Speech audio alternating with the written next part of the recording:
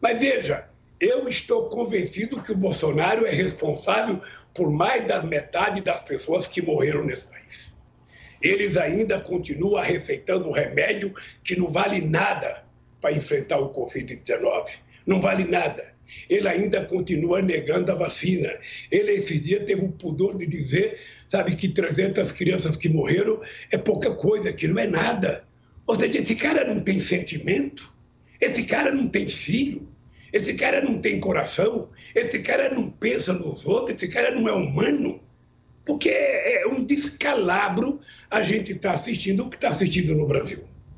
Um presidente que não gosta de falar na imprensa porque ele prefere mentir 7 ou 8 vezes ao dia, sabe, através da sua rede social, produzindo fake news. Eu estou convencido que voltar a governar o Brasil será uma verdadeira guerra para recuperar o Brasil para os brasileiros. Fazer as coisas funcionarem corretamente. Fazer a pessoa perceber que ter livro é melhor do que ter arma. Sabe? Fazer as pessoas compreenderem que investimento em saúde não é gasto, é investimento. Que investimento em educação não é gasto, é investimento. Que investimento na juventude brasileira é o mais importante investimento que a gente possa ter.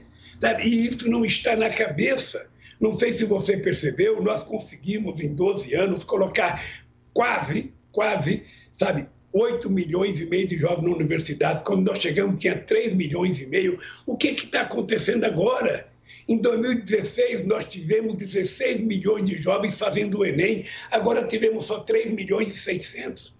Ora, se você não investe na saúde, não investe na educação, não investe no emprego, a pergunta que eu faço é: para que governo?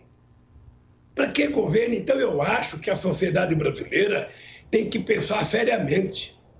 Sabe? Tem que pensar seriamente. Se não quiser votar no Lula, não tem nenhum problema, mas não pode permitir que o Bolsonaro ou um outro fascista governe esse país. Esse país precisa aprender a gostar da democracia, a exercer a democracia, porque é uma coisa importante para a sociedade.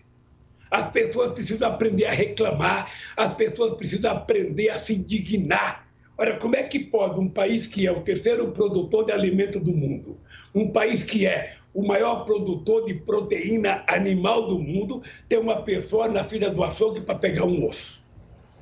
Como é que pode o país que tem 8 milhões e meio de quilômetros de costa marítima, sabe, esse país ficar vendo as pessoas comerem cabeça de piaba, cabeça de sardinha, porque não tem dinheiro para comprar um peixe?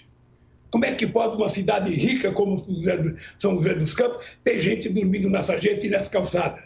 Pessoa passando fome. Isso não tem explicação. Isso não está na Bíblia, não está na Declaração Universal dos Direitos Humanos e muito menos na nossa Constituição. Então é preciso, Marcelo, é preciso, Fernando, Carlos, é preciso, Elcio, que a gente não perca a nossa capacidade de indignação. A palavra correta é o seguinte: eu vou ser um cara indignado porque esse país precisa tratar o seu povo com respeito. É isso que nós temos que dizer, alto e bom som, todo santo dia.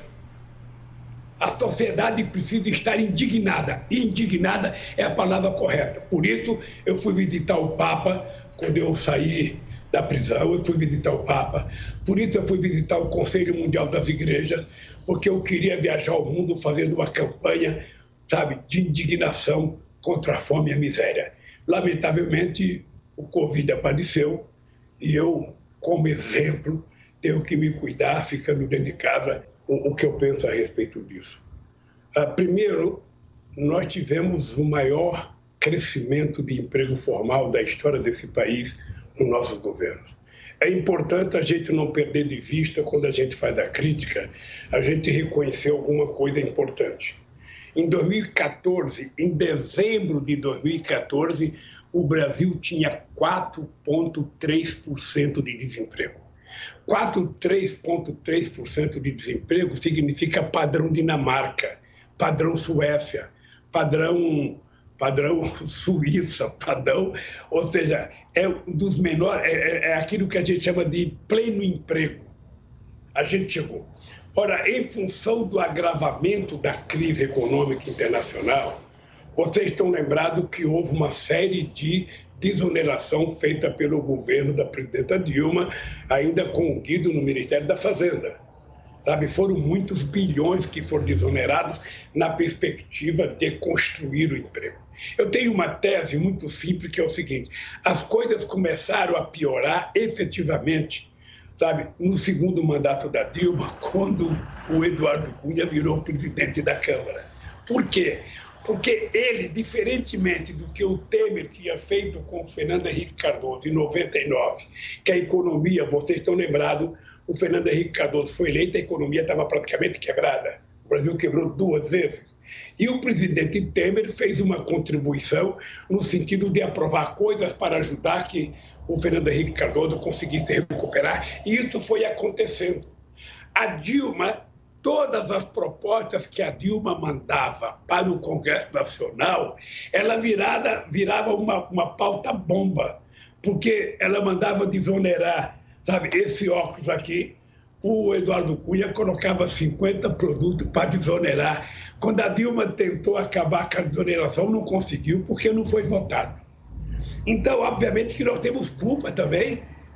Acho que o PT tem culpa, porque a gente poderia ter cuidado para evitar, sabe, tanta desoneração. A gente deveria ter feito desoneração com a contrapartida, sentar o patrão com o trabalhador junto para dizer qual é a parte do trabalhador, já que eu vou dar uma devolução de dinheiro para o patrão, o que o trabalhador ganha.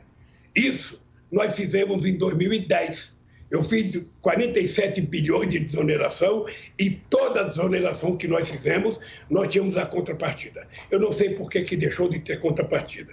Então, nós temos responsabilidade também, porque o desemprego começou a crescer ainda no nosso governo.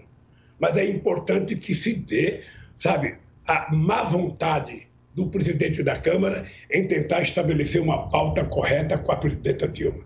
A segunda coisa que nós temos que levar em conta é que a economia entrou num retrocesso muito ruim. E quando a política não está bem, a economia não vai bem, fica mais difícil você consertar.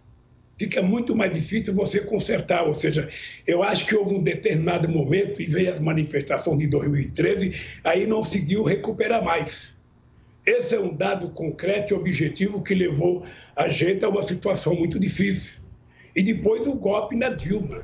A maior disfarçatez, a maior ofensa à democracia foi a mentira da pedalada para tirar a Dilma do governo. Presidente. Todos aqueles políticos, se o cara estiver contando uma piada que eu já sei, eu não vou dizer para o cara, eu já sei essa. Não, conta outra vez. Se for necessário rir, eu vou rir. Sabe, de uma piada que eu já ri.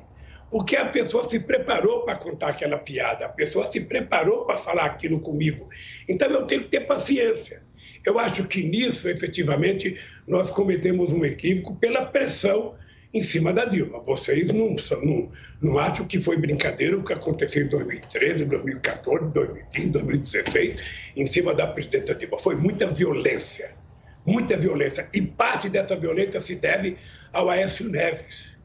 Porque esse país era tranquilo quando eu disputava as eleições com o Fernando Henrique Cardoso, quando eu disputei com Serra, quando eu disputei com Alckmin, o país era civilizado.